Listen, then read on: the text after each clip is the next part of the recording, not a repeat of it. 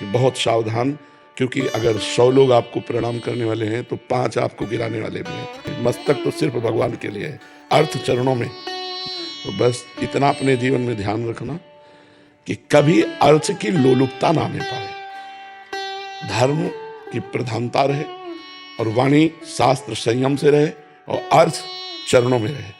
मस्तक पर कभी अर्थ न चढ़ने पावे, अर्थ नहीं, मस्तक तो सिर्फ भगवान के लिए है, अर्थ चरणों में, मस्तक पर भगवान और वाणी में शास्त्र सम्मानित शब्द, तो सदैव विजयी रहोगे। जहां कहीं हमारे अंदर अर्थ की प्रधानता आ जाएगी, दिमाग अर्थमय हो जाएगा, वहां हम हार जाएंगे।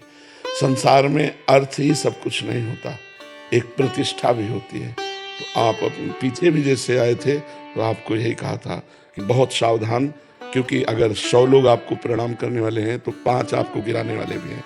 उन 5 के सामर्थ्य आप तक ना पहुंच पाए, इसलिए अर्थ प्रधानता मत रखना, सदैव धर्म का आश्रय रखना और वाणी से शास्त्र सम्मत, जो शास्त्र सम्मत नहीं थे, जैसे हमसे कोई पूछा तो कहते हमको ज्ञान नहीं, हमने संतों से सुना है, जो शास्त्र से पढ़ा है वो हम आपको बता देते हैं, जो नहीं पढ़ा हमें नहीं ज्ञान, बस भगवत प्राप्ति की चर्चा कीजिए। जैसे कोई प्रश्न करता है तो ऐसे जरूरी नहीं कि हर प्रश्न का उत्तर हम दे दें।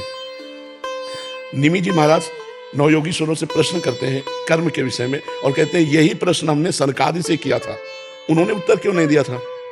तब निमि जी को नवयोगीश्वरों में योगीश्वर बोलते हैं, उस समय आपकी बाल्यावस्था थी, आप अनाधिकारी थे, इसलिए सनकादि ने आपको उत्तर नहीं दिया। तो जरूरी नहीं कि अनाधिकारी को उत्तर दिया जाए, अगर अनाधिकारी है तो मौन, हम असमर्थ हैं आपके प्रश्न के उत्तर